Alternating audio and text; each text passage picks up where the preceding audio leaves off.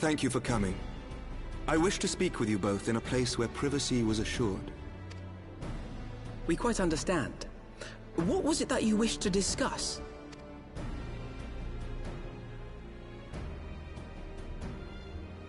With my father's passing, the seat of the Archbishop lies vacant. And so, in accordance with canon law, I have assumed his responsibilities. I should stress that this is a temporary measure. It was never intended that the Lord Commander of the Temple Knights serve in this capacity indefinitely. Quite the opposite. The statutes specify that I should surrender my powers as soon as a conclave of the senior clergy and the high houses have named a new archbishop. But in light of recent events, that would not seem appropriate. I confess I did not expect you to divulge quite so much quite so soon. The details of the Archbishop's plans, perhaps, but the true origin of the war and all it entails? I, too, had concerns. But when the Warrior of Light is witnessed returning to the capital upon the back of a dragon, one's options are rather limited. Mayhap I could have concealed certain details, but for how long? And at what risk? Should the truth have come to light in the meantime, how would the people have viewed my silence? After 1,000 years of lies and secrecy, I could not well abuse their trust and hope to be believed. The time for deception has passed. I only wish the people agreed. That some would deny the truth I had anticipated, but not this many. And among the few who acknowledged that my father had to be stopped, no small number questioned our methods. If they suspect a coup, it will not be long before some turn to violence. It has already begun, and that on both sides. Men and women of the cloth are being harassed in the streets. Some have even been assaulted in the Broom. Hilda and her people have formed a watch to help us maintain order, but such measures will not prevent the unrest from spreading. For all our talk of peace, the people remain frightened and confused. For their sake, we must bring the Dragonsong War to a definitive end. And we should be glad to help you, Sir Emmerich. But what precisely would you have us do?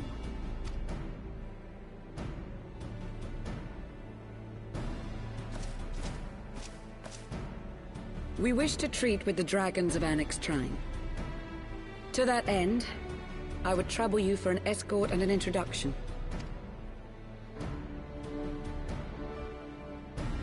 Annex Shrine? You would speak with Vidofnir, then? We must needs open a dialogue between our peoples.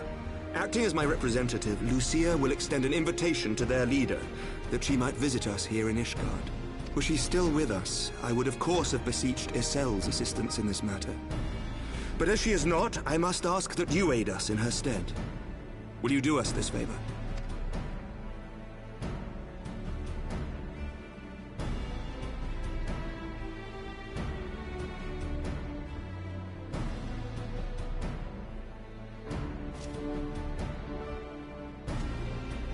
Thank you, my friends. Lucia, I leave the rest to you.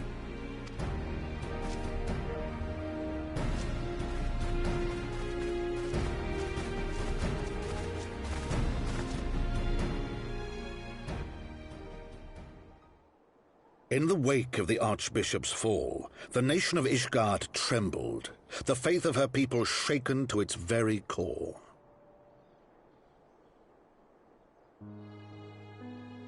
For 1,000 years had they fought and died, certain of the justice of their cause, only to be told that their holy war was born of the sins of their forefathers.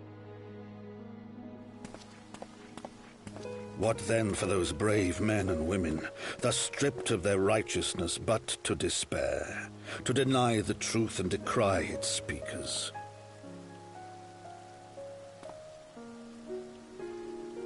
And what then for those whom they defamed but to hope on, to have faith in a brighter tomorrow?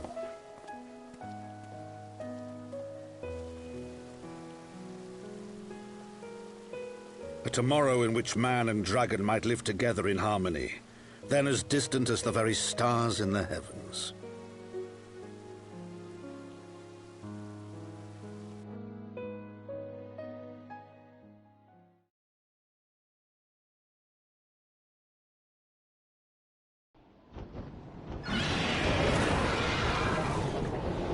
Yet while we dared to hope, deep within his lair the enemy lay, gathering his strength.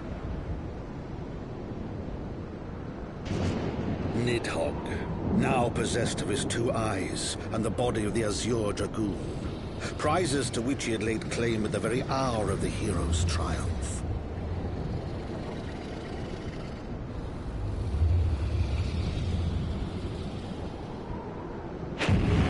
As desperately as we sought the solace of peace, the great worm craved the misery of war.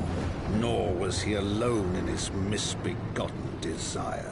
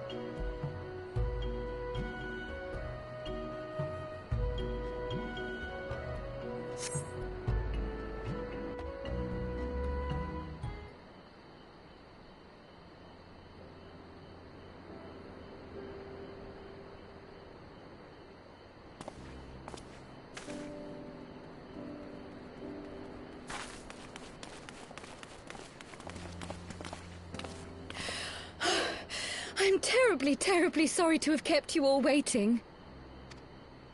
You need not apologize. We arrived but a moment ago ourselves.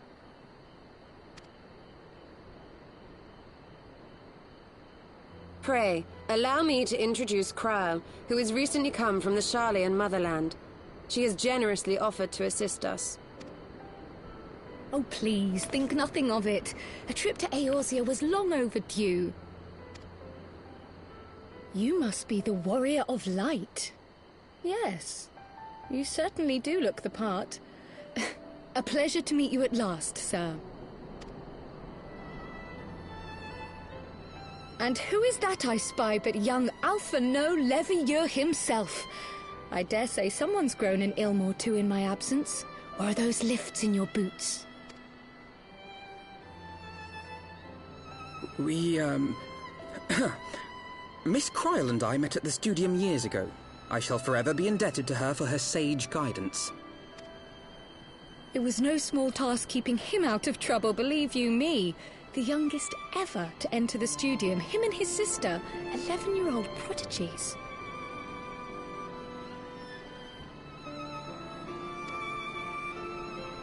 Suffice it to say, social graces were not among his list of talents. Striding up to his seniors on his first day, head held high. What was it he said again? Thank you, Kryl.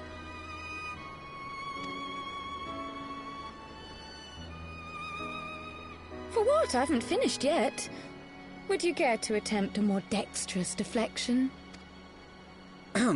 Mayhap we should save this delightful conversation for a more fitting occasion, when pressing matters do not demand our undivided attention.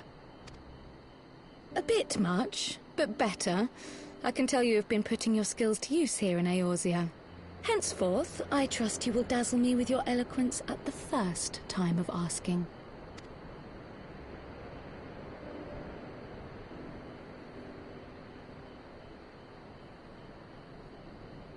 Right, on to more pressing matters. Finding Minfilia and the other missing scions. I gather you have new information to share with us. A new approach, actually. Tataru recounted the tale of your escape, and it gave me an idea. Simply put, assuming Thancred left some manner of trail when you whisked him away, as is almost always the case with teleportation magics, I am confident I can find and follow it. Then what are you waiting for? The wherewithal to do it. The fact is, my abilities aren't quite up to the task. Not in themselves, anyway. If I had Master Matoya's crystal eye, on the other hand... Then let us all call on her forthwith. I think it best you explain your plan to her in person.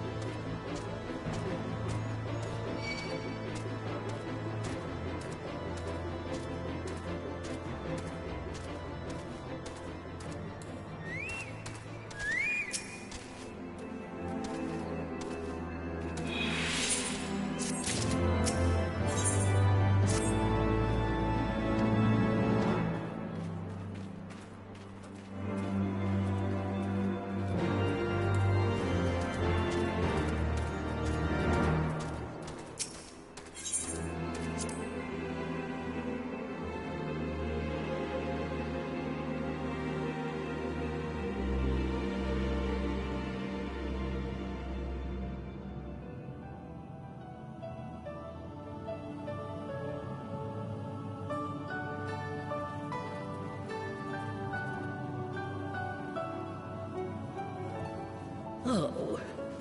Is that trouble I smell? Or did you forget to wipe your boots on the way in?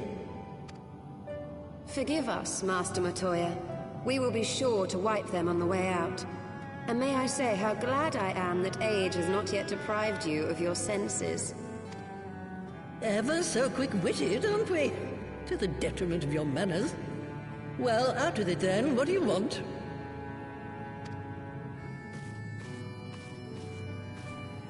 Pray, allow me to introduce myself, Master Matoya.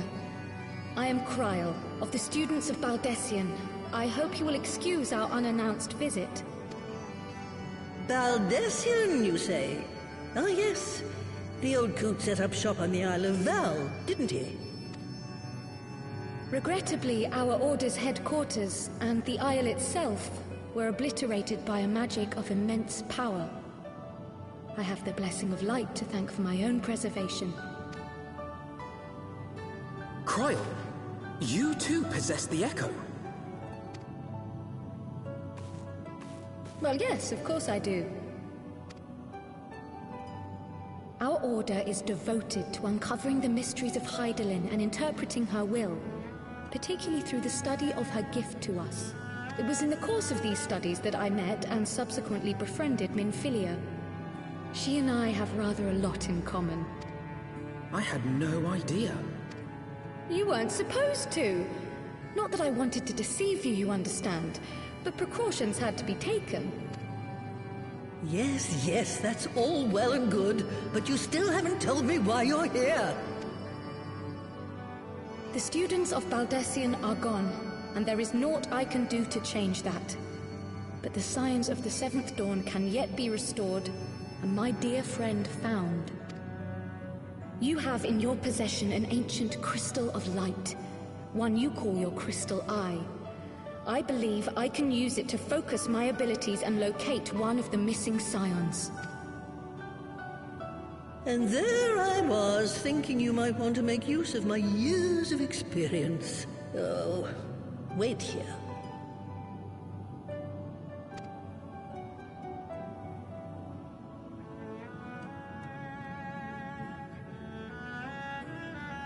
Long did I ponder the nature of this crystal and its familiar radiance, but never did I suspect it was a crystal of light.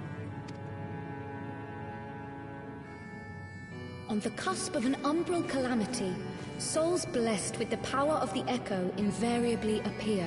To aid these, her chosen warriors, Hydaelyn bequeaths to each a slither of her strength in the form of a crystal of light.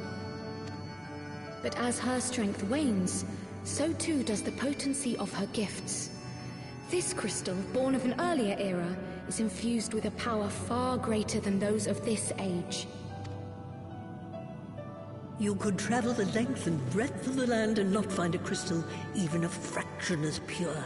Its value is beyond measure, as are the risks inherent in its use. No two manifestations of the Echo are alike. I, for example, can converse with beings of every shape and size, excepting beasts, contrary to what others would have you believe. Language has nothing to do with it, of course. Rather, I am sensitive to the whispers of the soul. Their intent, their very essence even, the traces of which served to guide the elementals to Y'shtola. Far-fetched though it may sound, I believe that with your crystal eye, I may be able to pick up where they left off and follow the remaining trail to Thancred. That is, if I have your permission.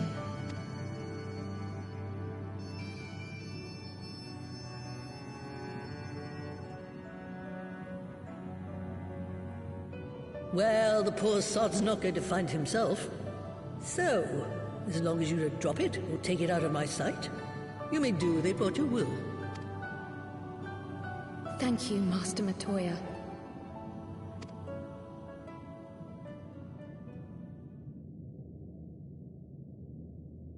Then let us begin.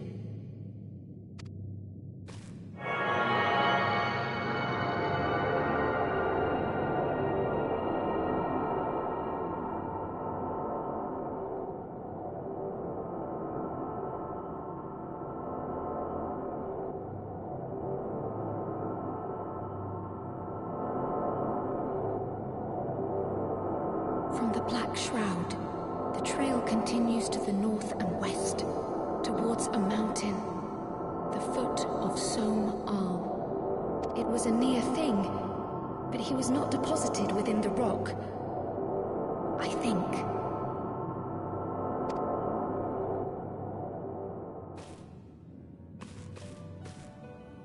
The hunters of Tailfeather know those lands well. I say we begin our search there.